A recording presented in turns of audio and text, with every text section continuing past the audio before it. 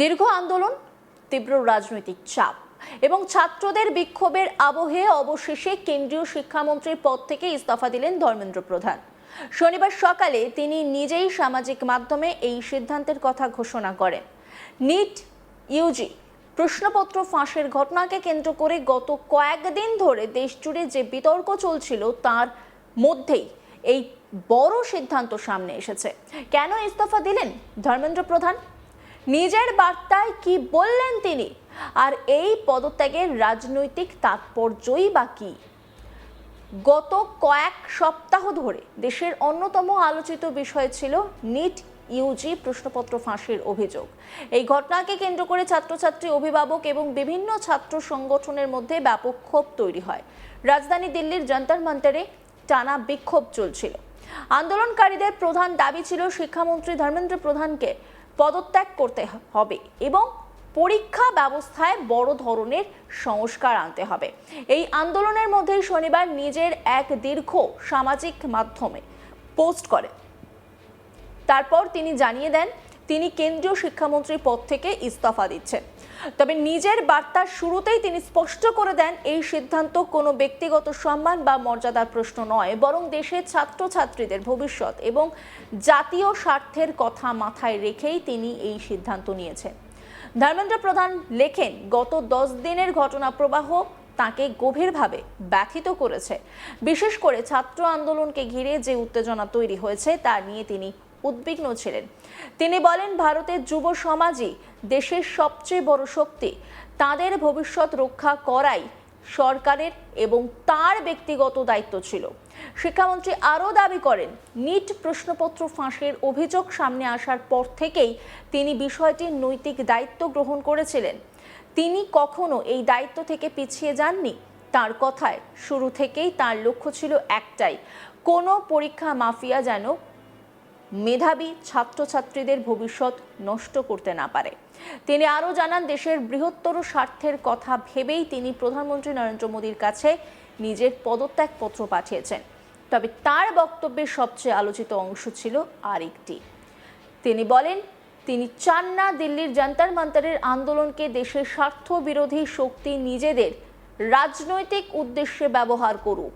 তিনি আরও বলেন, দেশের ঐক্য অটুট থাকা জরুরি। কোনো ছাত্রছাত্রীর ভবিষ্যৎ যেন আইনি জটিলতায় আটকে না যায়, সেটাও সমান গুরুত্বপূর্ণ। তার আবেদন, ছাত্রছাত্রীরা যেন আন্দোলনের পরিবর্তে পড়াশোনায় মন দেয় এবং নিজেদের ভবিষ্যৎ গড়ার দিকে মনোযোগী হয়।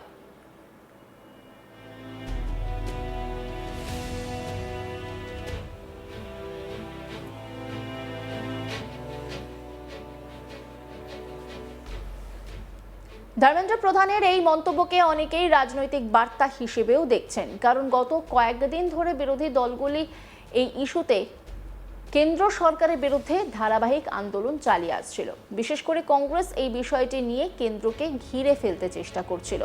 কয়েকদিন আগেই কংগ্রেস নেতা রাহুল গান্ধী এবং দলের একাধিক নেতা প্রধানমন্ত্রী নরেন্দ্র মোদীর বাসভবনের সামনে বিক্ষোভে অংশ নেন।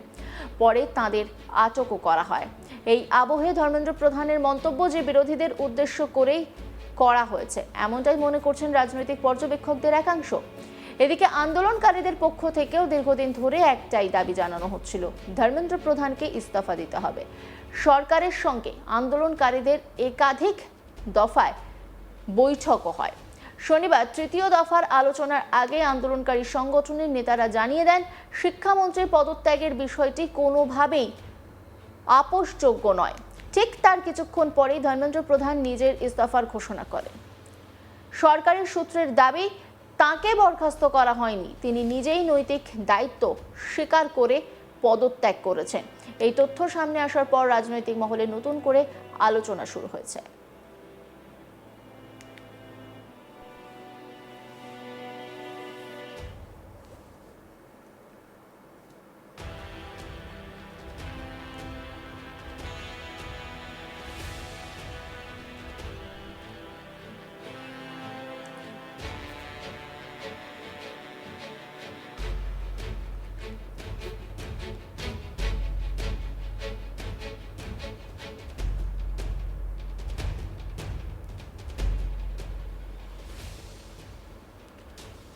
অনেকের মতে সরকার তাকে সম্মানজনকভাবে বিদায় দেওয়ার পথই বেছে নিয়েছে।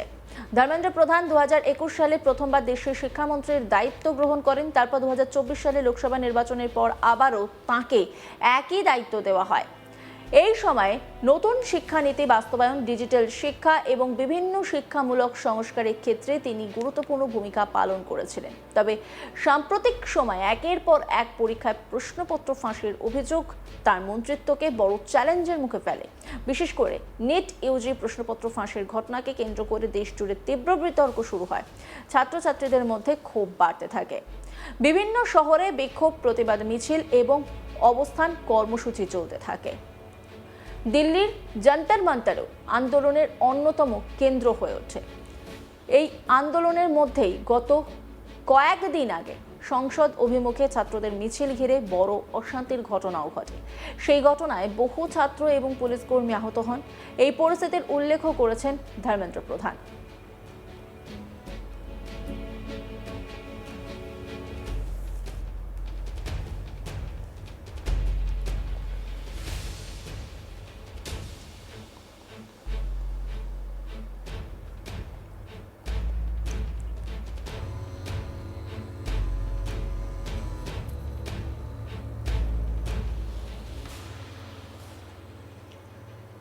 তার বক্তব্য, তিনি চাননি পরিস্থিতি আরো জটিল হোক কিংবা ছাত্রদের ভবিষ্যৎ আরো অনিশ্চিত হয়ে পড়ুক। তাই দেশের বৃহত্তর স্বার্থেই তিনি এই সিদ্ধান্ত নিয়েছেন। এখন প্রশ্ন উঠছে, তার ইস্তফার পর কেন্দ্রীয় শিক্ষা মন্ত্রকের দায়িত্ব কে সামলাবেন? সেই বিষয়ে এখনো সরকারিভাবে কোনো ঘোষণা করা হয়নি।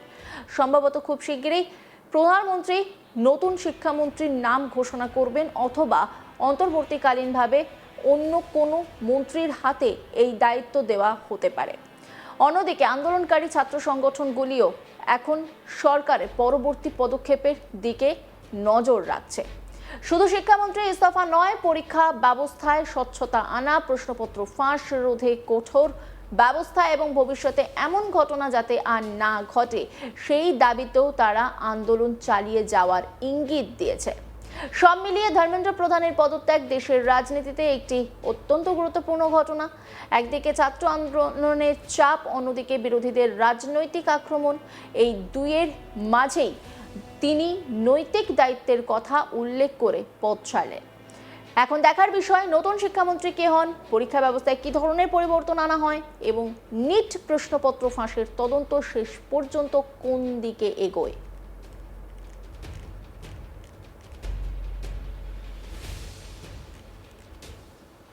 অন্যান্য খবরে আপডেটের জন্য অবশ্যই নজর রাখুন আজ তাক বাংলার ইউটিউব স্ট্রিমিংয়ে। লাইক, কমেন্ট, শেয়ার এবং সাবস্ক্রাইব করতে ভুলবেন না।